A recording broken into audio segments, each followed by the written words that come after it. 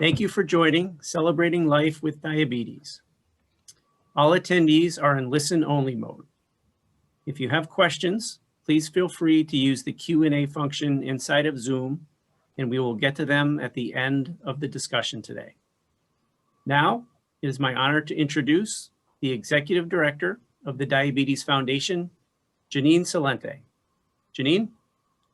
Thank you so much. Thank you so much, Jim, for that great introduction. And thank you to all of you for being here today. It's my pleasure to welcome you to our discussion, Celebrating Life with Diabetes with Marlene Korngold. I have been working with Marlene for the past 3 years. And as you all know, this is Diabetes Awareness Month. And I have to say that there is no one better to discuss diabetes in her journey that I have met than Marlene Korngold. She has an amazingly optimistic view on this chronic condition, and it is so wonderful to be able to present that today to all of you so you can hear what her journey has consisted of. As you heard, my name is Ginine Cilenti, and I'm the Executive Director of the Diabetes Foundation. And the way this is going to work is that we are going to do a question and answer with Marlene for about a half an hour, and then we're going to open it up to your questions. So as you heard a little earlier, please, at the bottom of your screen, put any questions you might have in the Q&A, and we'll ask them at the end of the presentation. So now it is my amazing pleasure to introduce my colleague, Marlene Korngold, and just a little bit about her background. She is our Diabetes Foundation's Participant Healthcare Solutions Director. And what that means is she runs all of the programs that help connect individuals who come to us for care with local and available resources that are out there in the community. So Marlene is consistently out there collaborating, connecting with different insurance companies and different pharmaceutical companies and any other type of care an individual needs. And she finds answers and solutions for people so that they could manage their care in the best way possible. Marlene has been in this role for about 7 years now, starting off as a volunteer and ending up here and providing such an invaluable service. So Marlene has had type 1 diabetes for the past 30 years. And with that said, she understands the challenges, and she understands the challenges for people because of her role, no matter how old and young they are. Marlene has spoken to our participants who are very young to people who are older. And so she understands the challenges at every stage of your journey. Prior to joining the Diabetes Foundation, Marlene had a long career in outside sales, and it helped her form the ability to listen and empathize and solve problems for participants on every call. And that has been crucial in helping people get to the next phase in their journey with diabetes. So with that said, I just want to welcome Marlene. Thank you for being here. And you want to just jump into the discussion? Sure. You can ask well, thank you, Ginine. And it's been an absolute pleasure working for the Diabetes Foundation.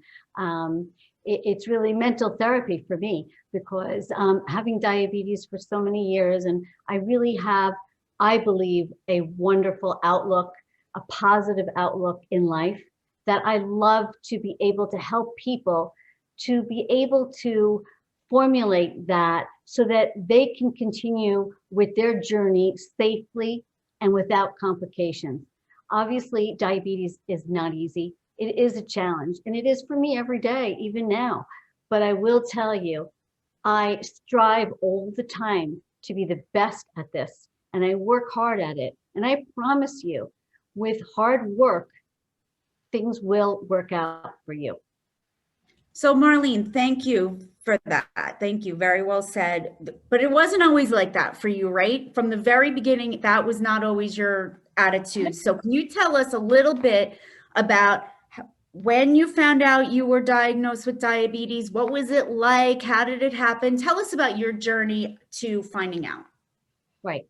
So what happened with me was when I was pregnant with my first baby, I had gestational diabetes. It's a standardized test they do with all women when they're pregnant at a certain week, I don't remember. And they found out I had gestational. So I had to take care of myself very vigorously with using insulin and taking my blood sugar at least 8 to 10 times a day. It was quite a bit, but I'd do anything to have a healthy baby.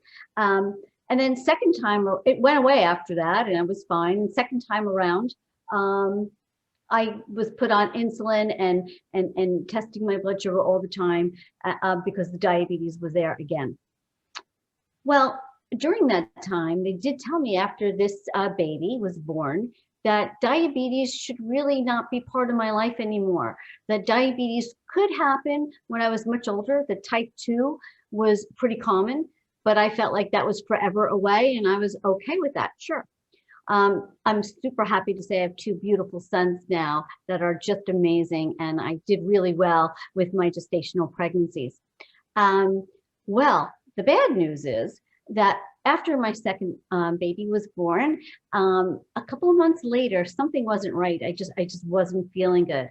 I was starting to get major headaches, very thirsty all the time, and something I knew was wrong. So I went back to my endocrinologist for my checkup anyway, and they did some lab workup, and they said, we hate to tell you, but we believe that your diabetes is here to stay and that you're going to have to be taking a little bit of insulin before you eat each meal. And at night, you're going to have to take an overnight long-acting insulin. And I was in shock. I said, wait. Is this for real? And they did say, yes, it was for real. And I was, super overwhelmed to get that kind of a diagnosis. And I was perplexed, and I really didn't know where and how to go about life after hearing that news. So Marlene, was there anybody else in your family who was insulin dependent? No one in my family. It's very strange. So, diabetes just, I think, kind of came out of nowhere, which happens. So I just want everybody to know who's watching this, that it doesn't have to be in your family. Diabetes they say my pregnancy caused the diabetes to come out a little bit early, but a lot of people will get a virus or will get sick with something and it brings out the diabetes. But, back then, a lot of people died early from a heart attack or things. My father's father died of a heart attack at a very young age. He could have had diabetes. We don't know. The strange thing is my mom at age 70 was diagnosed with type 1 diabetes at age 70. So that was, unheard of. It was only people that were getting type 1 diabetes were juvenile diabetes, were the kids. So when I was diagnosed, they didn't know what to call me. They were like, is she type 1.5? All those years ago, I didn't fit the bill for type 2, but I wasn't a kid. So it was very confusing. And my mom, about 10 or so years ago, was diagnosed with type 1, and they knew there was something called adult latent onset diabetes, which does happen. So it was super crazy, and I try so hard to stay on top of my mom's condition because I totally understand it, and I know how hard it is for her. So wow, so you didn't have any risk factors that you knew of, and you had gestational, and the doctors told you it would probably, go away, and here you are with 2 little babies, and all of a sudden you're diagnosed with a chronic disease. And we know diabetes is hard. It's every day. You have to do things every day and think about it at every moment of every day. So what did that feel like at that point in time when you're a new mom, dealing with diabetes, dealing with being a mom and having kids? What did that feel like? So it was so overwhelming. I really didn't want to accept it. I felt like maybe I could get away with it and maybe not do anything. My doctor was hearing me kind of, we were talking back and forth, of course, and he suggested that I see a therapist, because there are therapists out there that can deal with this lifelong condition of acceptance, which I really needed. But I was in such denial. I took the information down. He was good enough to recommend somebody that he thought would be best suited for me. And this person was a regular therapist, okay? And when I went to this therapist, we started my journey of acceptance. And it was really hard because all of a sudden now they are giving me, now this is, remember, 30 years ago, and the insulins were not as good as they are now. So the insulin you would take, you'd have to wait a while before you would eat a meal, right? It would take about half an hour for it to react. And you have to understand, I have 2 little kids at home, and I'm trying to sort of figure out how to do it all.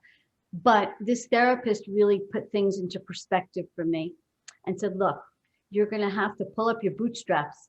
If you want to live a healthy life and you want to be a mom to your kids for a long, long time, this is what you're going to have to do. But it wasn't like, you know, that was my first session and that was it. I probably went to this therapist for about 6 months, and we would talk about, you know, everything under the sun. Are you getting the right support that you need at home from your loved ones, from your friends? That's very big. I really wasn't getting the proper support from a lot of people. So seeing that therapist was a really good crutch for me. I recommend it to everybody. Going through life crises and life changes, when you see a therapist, no matter what, it is a huge, huge benefit for you. And it was for me. So you went to see a therapist. That was one of the initial steps that you did to help you manage your diabetes care. Was there anything else? Well, I will say that the other thing that helped me was seeing a amazing certified diabetes educator. Everybody needs to have a support team. And in that support team, of course, the top person is the endocrinologist, right? That's your doctor that you get. You go for checkups and all that. But the endocrinologist is there for you, but the CDE, or the Certified Diabetes Educator, is the one that spends the most time with you. They'll give you almost an hour of their time, and they will tweak your blood sugars with what you're eating. So in other words, what that means is everybody, when they're diagnosed, especially in the beginning with diabetes, should keep a food log, a register of some type, whether it's on your phone or it's on a spiral notebook. And I did that. In other words, you wake up in the morning, you should know what your blood sugar is. Pre-breakfast, which is usually your fasting number, know what it is, but know what you ate, write it down. And afterwards, you know, what is your blood sugar 2 hours later? I kept very diligent logs, which was hard to do. But as the CDE said, I'm going to start you off with this amount of insulin to this amount of carbs, which is a carb ratio, carb to insulin ratio, which I did. But it's not a guarantee that it's going to work in the beginning. So as she explained it to me, it is going to take time. I want you to send me a fax. At that time, there was no email, but I want you to fax me your blood sugars every few days. And then I'm going to call you and tell you how to what to increase your blood sugar, your insulin to, or what to decrease it to, because it's very, very important that you are in conversation with your diabetes educator. That person is going to set you on the straight and narrow, and that person's going to help you with what kinds of foods work best with insulin, and really give you all the little tips that you need. And that helped me incredibly. So it's really interesting because we know from our healthcare partners, our clinical society, that there are a variety of things people should do when they're diagnosed with either prediabetes, gestational, type 1, type 2. They say, take your medication if you need to, right? With prediabetes, you may not need to take anything. Be active, eat well, manage your stress, get education. And you did all of those. You did 2 of those things immediately to help you shift from someone who didn't know how to take the next step forward to someone who just sort of launched into figuring out how to manage their care. And the thing that I'm curious about is when you went to the therapist, when you first went there, you were in denial, you said. You didn't really want to manage your care. how long did it take you to get from step A to the step B where you decided, yes, I can do this, I am capable, and I want to do this? I would say it took me actually at least 6 months to work through all the different stages of acceptance with diabetes. At that point, after the 6 months with the therapist, it was really the responsibility of myself to keep a relationship with my certified diabetes educator. And like she explained to me that the most important thing to know is that every day with diabetes can be so different. If the wind blows one way or the wind blows another, that can affect your blood sugars. Your hormones take into effect very differently how your blood sugar reacts. Okay, so whether it's a child or somebody going through menopause, even every single thing affects your blood sugars. When you get sick and you have a cold, I mean, every single thing affects your blood sugars. So the most important advice I can give anybody, and I will tell you that I learned, is my CDE, or the Certified Diabetes Educator, has always been an angel, my angel to me, my diabetes angel, because she's, or he, is the one that will give you your best tips for every single thing that you're doing. Whether you're starting a new exercise program, they can give you those tips. So so education is a lifelong thing, right? And Yes. you've been living with diabetes for 30 years. Have you taken that initial education, and have you had to tweak a lot, or what was the biggest thing that you learned? I think I've heard you say that learning my body, knowing how I feel, that was important. Can you explain that a little bit? Yes, I think that with every, look, it's like a pregnancy. There's really no two pregnancies that are alike. It's the same thing with diabetes. There's just, everybody is different. And it's been so much trial and error for myself.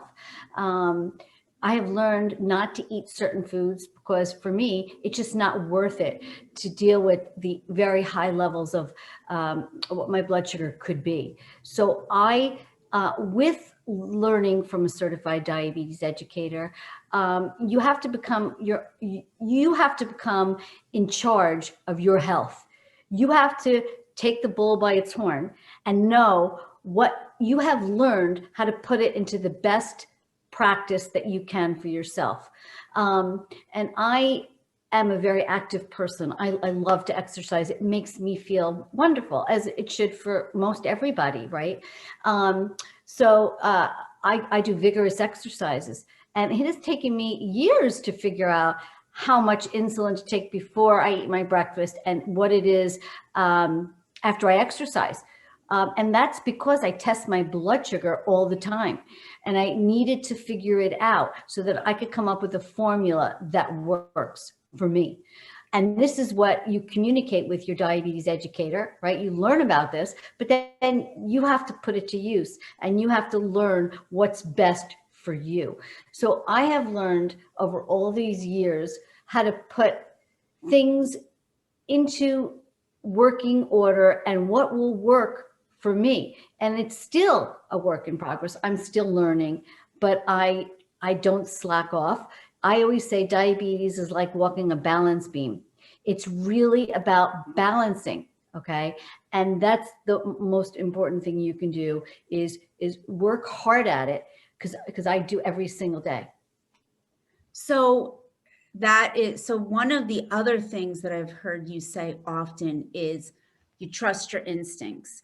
So if you're not feeling well, don't chalk it up to just trust yourself and sit down and don't try and get through that meeting until the end. Trust that you don't feel well and take care of it. Well, I'll tell you, I have learned this, and I think that in the beginning, especially people don't realize when you take insulin, if you're taking too much insulin, your blood sugar could drop.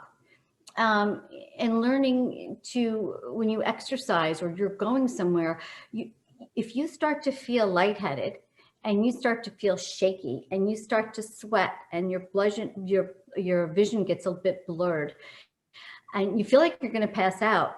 Those are the feelings that I feel when my blood sugar's low. So I know that. And when my kids were little, used to scare them a little bit, like, Mom, are you going to be okay? And they would see like the color wash out of my face. And I would just, start to shake. And it must have been scary for them because I know it is. But I knew that I had to drink a little bit of orange juice and I had to sit there very quietly for about 15 minutes.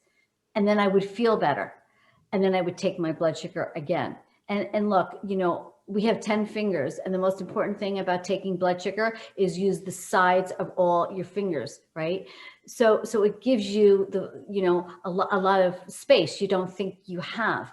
But I took my blood sugar probably back then about 8 times a day, a lot.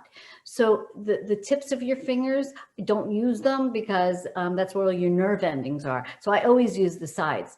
But Ginine, you're absolutely right. I mean, know your body. When my blood sugar goes too high, I can feel it. I mean, I start to get this massive headache. My mouth gets very dry.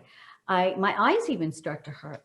So I know, and then I take my blood sugar and I verify that. And then I know what my correction factor is with insulin. In other words, everybody should know if they're going over 200, how much insulin will bring them down to a safe level. Again, this is something a CDE will go over with you.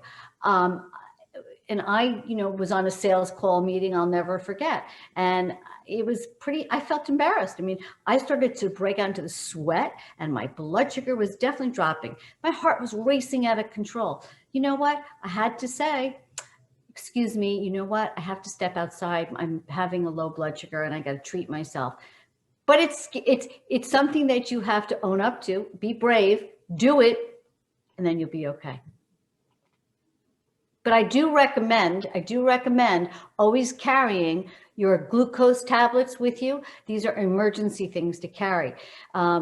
Glucose tablets come in different flavors. Every drugstore, pharmacy has them. Make sure that you always carry a sleeve of blood sugar tablets, glucose tablets around with you. I always do. And there are little juice packs you can buy in the store. Always carry things with you. I always do. And I keep things by my bedside. We have to protect ourselves. Thank you.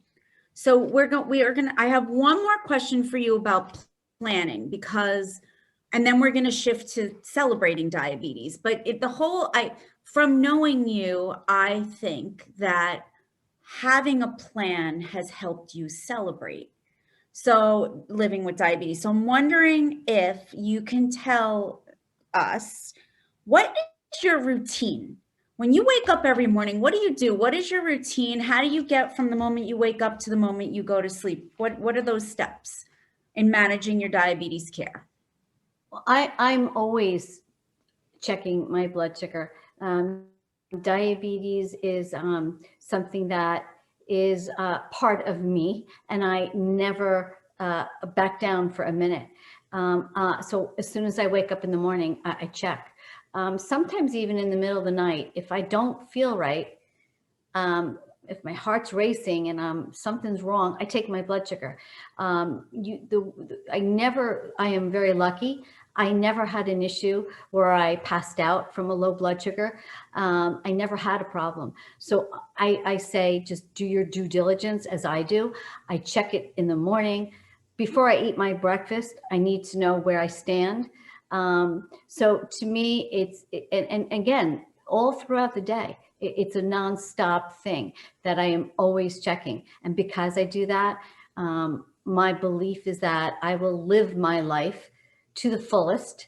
And I don't intend to have any complications at all.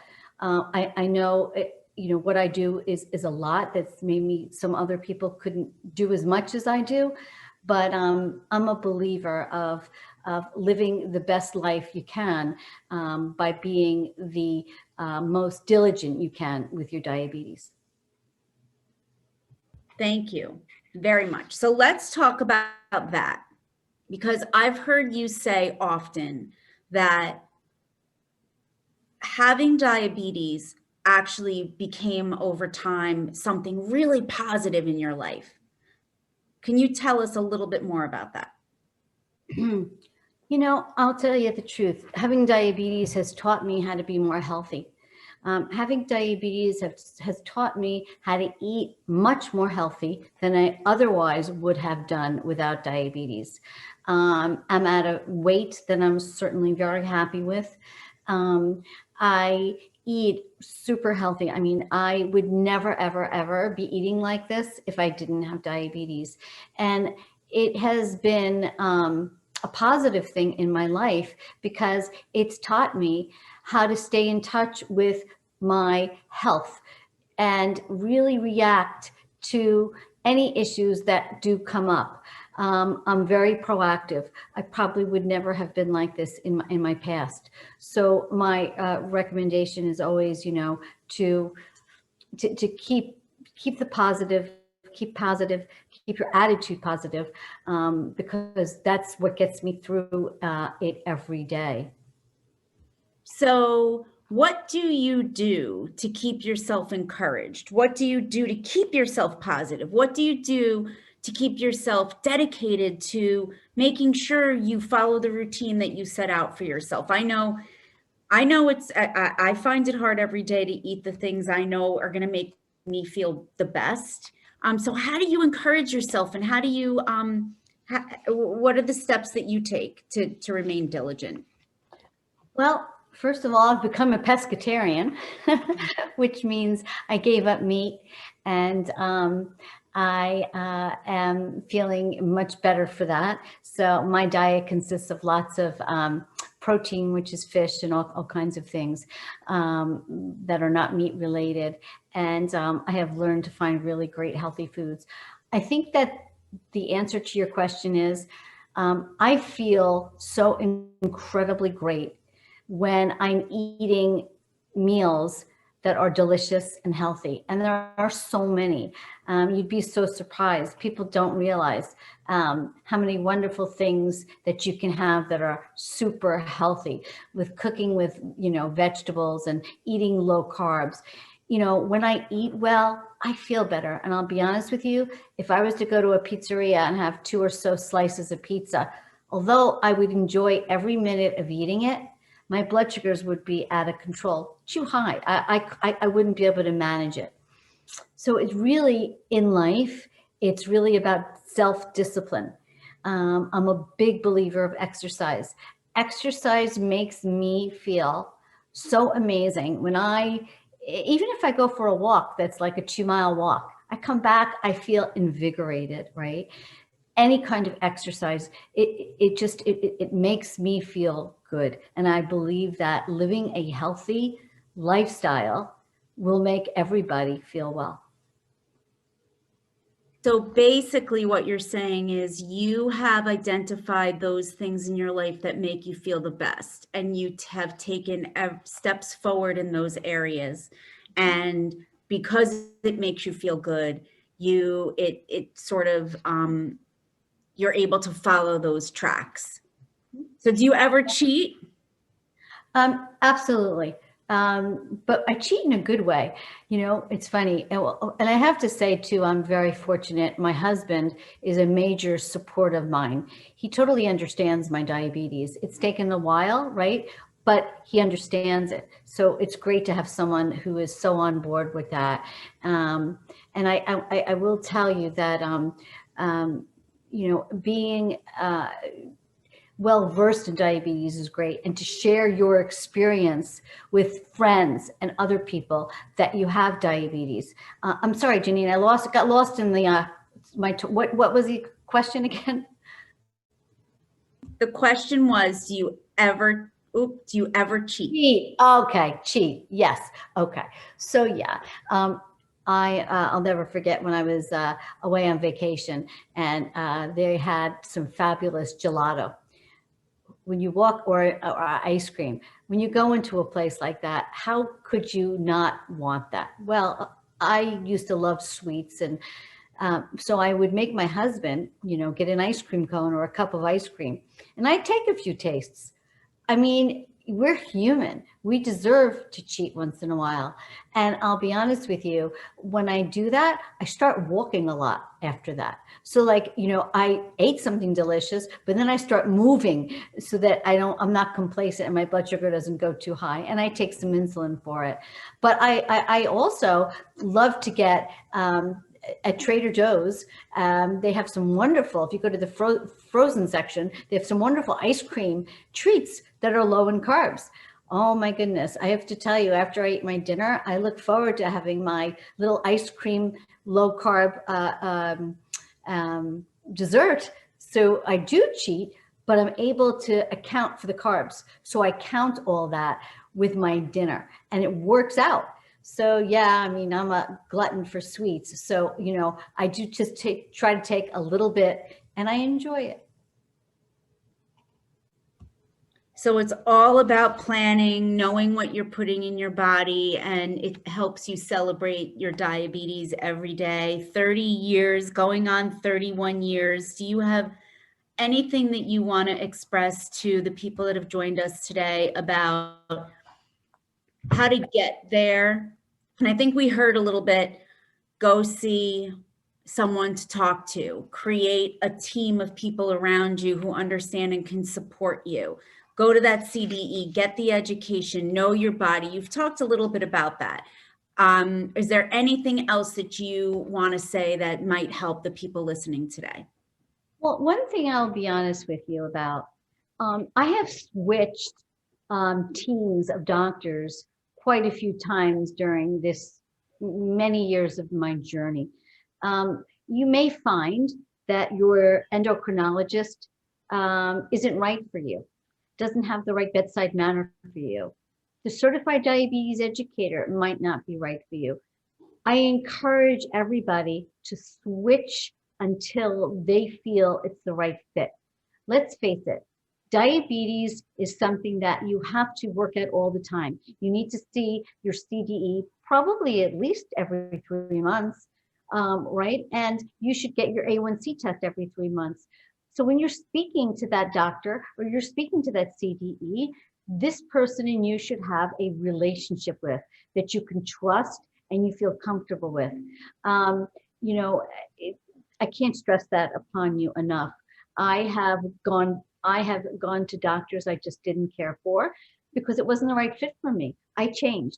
I have done research. I've looked at their, biography, their, where they came from, what reviews, what are people saying, ask for recommendations. I used to do that all the time, and it has taken me a long time to find the right people to make me live a good, healthy life. So I can't recommend that or stress that to you enough.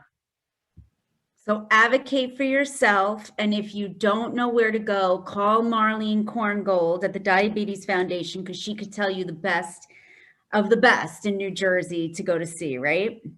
Definitely, definitely. So I'd love to open this up to the people who have joined us today. If you could put a question, if you have any questions, go into the Q&A and please let us know what you think. Anything you want to ask, from something emotional, physical, whatever. Marlene, I know, works with thousands of people and has, right, Marlene, over the last 7 years? Yeah, and I'll tell you, the other thing is, I work with a lot of parents that have children with diabetes. And when they're first diagnosed, the thing to understand is that they call it the honeymoon phase. The honeymoon phase means really that your blood sugars are going up and down, and it's a real hard thing to manage in the beginning, and then eventually they settle in.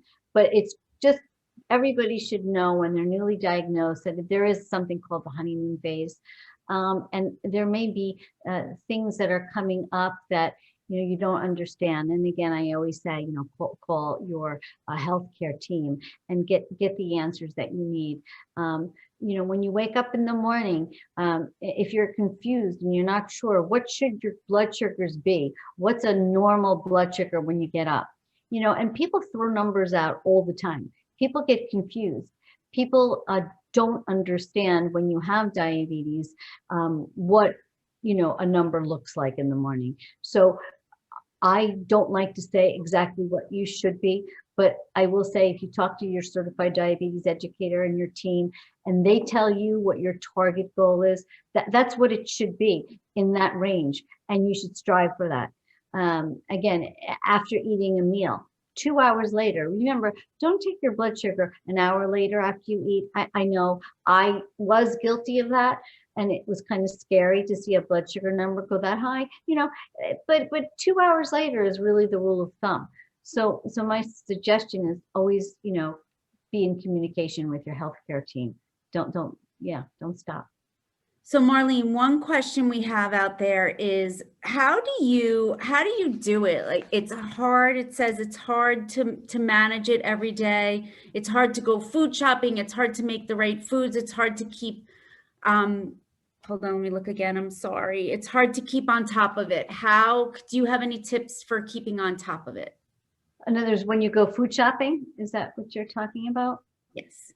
So yeah, going food shopping can be so overwhelming because you go to some of these aisles and you want to buy as many things that you shouldn't be buying because they load the aisles with everything sugar and everything high in carbs.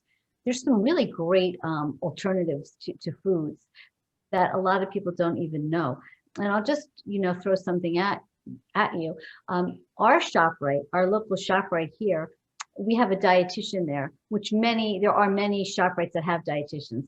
I always love to go up to her and say, so what's new? Any good low carb, high protein options here? Without having to search every single thing myself. And it's great because she actually will take me down the aisle and point things out. Maybe I like them, maybe I don't.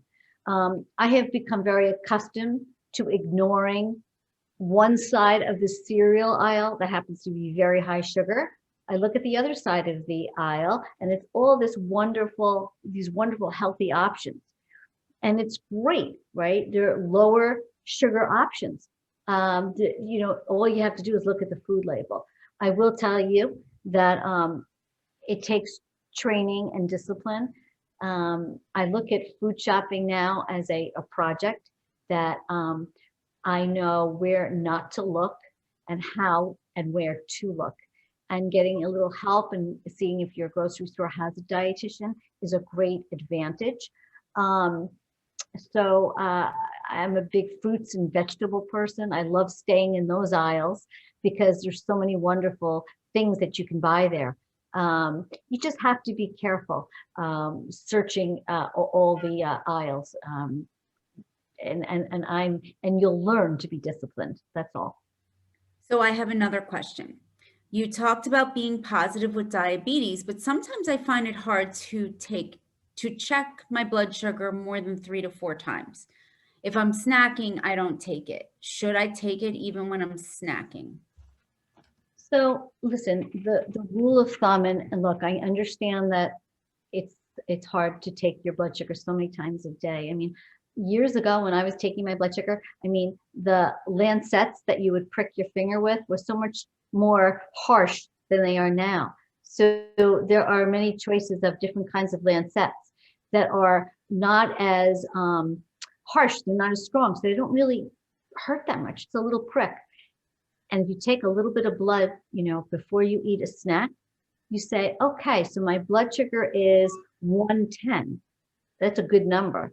But if you're going to eat X amount of carbs, you should have an idea of how much insulin to take. So my best suggestion would be if your blood sugar was 210, it's too high, right? So you want to take a little more insulin. You should know before you snack what your blood sugar definitely is. And you should know, 2 hours later, did I do okay? When you finally get into that rhythm and a pattern, you will see a target of what your body is doing and understand it. But I'm always checking my blood sugar. I do what I have to do because I don't ever want to go high. It's just not a good feeling. It's called pattern management, right? Yep. So there's another question, and that question is, I'm depressed. Nobody in my life really seems to understand diabetes. What can I do? Yeah, That's the problem. I always wish that in the schools early on, they would teach kids and people more about diabetes, because it is a lifelong condition and so many people don't understand it. But like I said in the beginning, number one, definitely seek out help, seek out therapy, make sure you're seeking out the right therapy. And two, educate the people around you that love you and support you. And I'm talking about friends. I'm talking about your family. I mean, I will give you an example. When my kids were old enough, they were probably around 10, 11 years old. I took them with me to my certified diabetes educator. It's a family affair. You should include them at a doctor's appointment. You should include your husband, your kids at an appointment so they understand all the intricacies that's involved. It's a lot. God forbid you get sick, right? And you're really not feeling good. You want someone there that understands, whether it's your husband, whether it's a friend, somebody that understands it. And that would be my best advice I can give you. Thank you, Marlene. And, I just want to add that what the Diabetes Foundation has done, and Marlene, jump in, but what we've done is we've tried to create a community for individuals who don't have their own little communities, a community of and a network of people who really care about your diabetes and who care about making sure you can remain well. And our programs include everything from providing free insulin and supplies to all sorts of educational programming like this and webinars on how COVID-19 impacts people with diabetes, and the list goes on. So, we hope that you join us as much as you can, because we really are an embracing group that really just wants to help you for your entire journey. And we have a bunch of upcoming activities, actually. So every Monday on our Facebook page, and if you're not on our Facebook page, please log on. It's Diabetes Foundation, Inc. If you go on Facebook, type in Diabetes Foundation, Inc. And every Monday at 10:30 a.m., we have a chair yoga session, and it goes on for an hour and it's free. And each Tuesday and Thursday on our Facebook page, same address, at 8:30 a.m., we have a low impact workout with a certified trainer from a really well-known gym. In a couple of days, we're actually going to have a program called Journey Through Rhythm, and it's a gentleman who teaches percussion. And he when you get on the line with this gentleman, his name is Reese, you forget about everything else going on out there, and it's a way to be creative and promote self-expression. So go on our website, dfiinc.org. You sign up for this on our website. If you go there, you can sign up for November 18th at 4:00 with Reese. And on November 25th, we're actually having a conversation with 3 young adults who have been living with type 1 diabetes since they were little. And it's a conversation to hear about their experiences. So please just get involved, call us, call Marlene at 201-444-0337, because trust me, she has an answer, whether you're in Bergen County, Essex County, Camden County, it doesn't matter. We have resources all across the state to help you. So if there's no more questions. I just want to throw 2 things out there. Lastly, just for everybody, we on Monday have this chair yoga class. Yoga is just so good for you. I have to tell you, I started doing yoga about 5 years ago, and it just is so good for my mind, for my breathing patterns. It just clears me totally, but it stretches my whole body, and it just does a world of good. For anybody that has diabetes, it also, or doesn't, it lowers your stress level. This instructor she's a certified instructor. I've been taking her yoga, again, like I said, for years, but I highly recommend it. And you're sitting in a chair, but you're stretching and you're doing mindful breathing. So I just can't stress enough to you how important that is. And like Ginine said, twice a week with this trainer who does these 20-minute classes. I mean, I've done them. I do them every so often. She incorporates a little bit of cardio, low weights that you could use things from your house, whether they're soup cans or whatever it might be. And if you can't take it live, or if you can't take the chair yoga class live, we have them in our library on our website and on Facebook. And it's just wonderful. So exercise should be something to just keep in your life.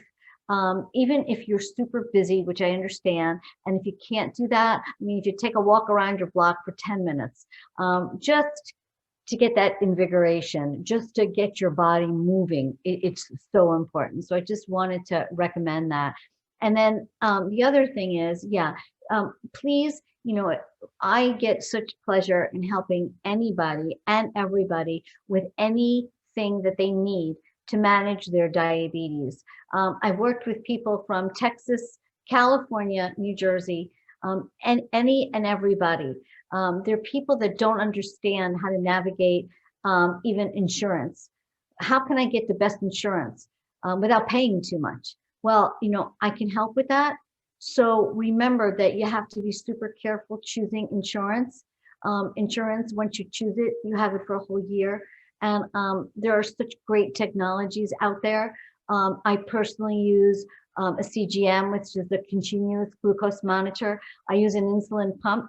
And sometimes, you know, you forget to ask the insurance companies, you know, what's the coverage for medical durable goods? There's just a lot of unknown. I'm happy to help with any of that. We at the Diabetes Foundation seem to have all the answers. And if we don't, we'll give you the right place to get them. I just think what we do is amazing. Working with Ginine has been incredible. She has really moved the needle for us, so much so. We are growing by leaps and bounds, and I'm excited about the future for us. So just keep in mind that having diabetes, I always say, is a condition. It's something that you can manage and you can get hold of it. And again, it's not easy, but you can do it. And I look forward to speaking to you guys in the future, and I wish you all well. Thank you so much, Marlene, and thank you everybody for joining us. Our agency is one of a kind, and we hope that you learned a little or a lot today. And no, the biggest thing we really wanted to underscore is that you can do it, and we can help you if you're in a spot where you need that help. So thank you all for being here with us. We really appreciate it, and be safe, and we hope you have a nice afternoon. Thank you. Bye. Take care.